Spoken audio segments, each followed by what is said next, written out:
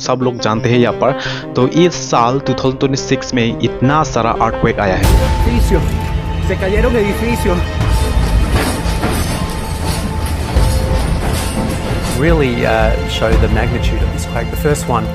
Flood affected areas of Assam. Tonight, tens of thousands more people evacuated as relentless wildfires continue to rage across Europe.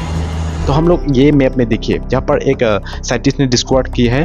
पहले वो एक fire rings बोलते हैं, rings of fire बोलते हैं, या fire of ring बोलते हैं इसको। तो ये मैप देखिए, यहाँ पर एक ये 7 कॉन्टिनेंट्स में ये एक राउंड होता है, वहाँ पर एक्टिव वोल्केनो होता है। जैसे कि इतना साल से ये एक्टिव हुआ है ये वोल्केनो, अभी तक ये स्टॉप नहीं हुआ है, अभी तक भी ये सब एक्टिव हुआ है। तो जैसे हम लोग देखते हैं यहाँ पर जापान में भी, तो जापान में इतना सारा अर्थक्वेक आया है, वहाँ पर भी इतना सारा सुनामी आ जाता है जैसे कि। तो इसलिए वो लोग एक प्रोटेक्शंस के लिए वो कोस्टल लाइन में भी इतना सारा बड़ा प्रोटेक्शन किया है। उसके बाद उसका घर में भी ये सब प्रोटेक्शन करने के लिए वो लोग भी साइंटिफिक यूज़ करके ये सब बनाए हैं। बहुत सारा कंट्री में भी 2026 में आया है क्योंकि वो लोग प्रिपेयर नहीं था।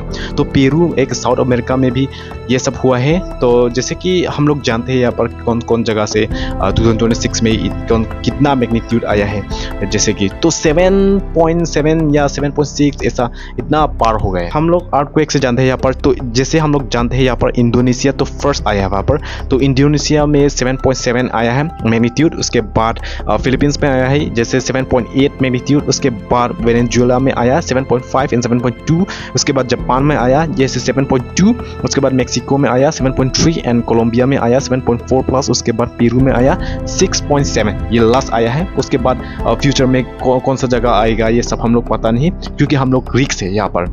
तो वहाँ पर इतना सारा अर्थक्वेक आया है 2026 में। तो इसलिए यहाँ पर थोड़ा मतलब कुछ तो रीज़न होगा, मैंने सोचा। तो इसलिए उसके बाद मैंने इतना रिसर्च किया है। तो उसके बाद मैंने फाउंड किया है एक रिंग ऑफ फायर। तो रिंग ऑफ फायर मतलब वो एक डायरेक्टली लिंक नहीं होता है। वो साइंटिस्ट लोग ने बोला कि वो डायरेक्टली लिंक नहीं होता है। तो लेकिन ये सब क्यों है इतना सारा, जैसे कि फ्लड हो गया है, या हीट वेव हो गया है, या फायर हो गए हैं, या कोई एल निनो आया के इतना टेम्परेचर अप हो गए हैं, मतलब इतना नेचुरल डिजास्टर हुआ है। तो पहले हम लोग पूरा पीछे जाना पड़ेगा। तो first the continent that is Pangaea. तो पेंजिया ने एक उस टाइम मतलब 335 to 175 मिलियन ईयर्स अगो पीछे जाके हम लोग देखते हैं एक कॉन्टिनेंट में। तो कॉन्टिनेंट एक है वहाँ पर, उसको बोलता है पेंजिया। तो पेंजिया का नाम एक वो होता है, मतलब वो कॉन्टिनेंट होता है। तो वो कॉन्टिनेंट एक होता है, उसके बाद वो इतना साल आके वो एक ब्रेक हो गए। वो breaking part that is 200 million years उस टाइम वो ब्रेक हुआ है। उसको बोलते हैं हम लोग लुरासिया और गोंडवाना लैंड बोलते हैं। मतलब एक साइड तो लुरासिया है और एक साइड तो गोंडवाना है। तो उसको मिडिल में इतना लंबा सारा वो एक जैसे नदी हो गया है, जैसे वो क्रैक हो गया ना। तो इसलिए वहाँ पर एक पानी निकल कर आया है, उसके बाद वो एक नदी हो गया। तो कॉन्टिनेंट भी दो हो गया है उस टाइम, तो 200 मिलियन ईयर्स पहले। तो उसके बाद हम लोग आज इस कॉन्टिनेंट हम लोग देखते हैं। उस टाइम तो दो हो गया, लेकिन इस टाइम मतलब ये 2026 आज ये कितना सारा कॉन्टिनेंट है। यहाँ पर तो 7 कॉन्टिनेंट है। तो 7 कॉन्टिनेंट में यहाँ south America, Europe, Africa, Asia, Australia उसको बोलते हैं, ऑस्ट्रेलिया या ओशिनिया इसको बोलते हैं, या जैसे 7 नंबर वो है एंटार्क्टिका। तो इतना सारा कॉन्टिनेंट है अभी तो, लेकिन उस साल सिर्फ एक पेंजिया, उसके बाद दोनों एक लुरेसिया और गोंडवाना लैंड हुआ है।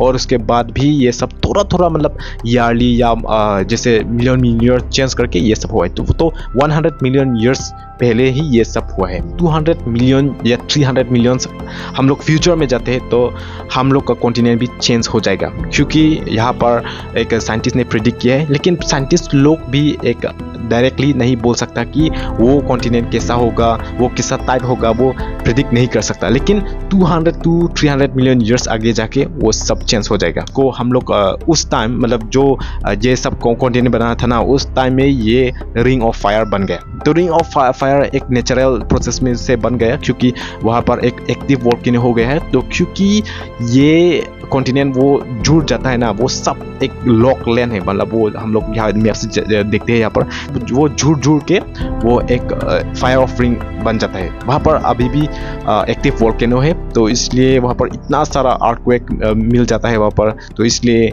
इसको बोलता है रिंग ऑफ फायर। इस वजह से इतना सारा कॉन्टिनेंट में, इतना सारा कंट्री में ये सब देखने मिला है। पहले से भी बोल चुके हैं कि 2026 में कितना सारा अर्थक्वेक मिला है, सिर्फ नॉट ओनली वन कंट्री, यहाँ पर इतना सारा हम लोग मिल जाता है। तो हम लोग इस साल इतना सारा कंट्री में देखा है।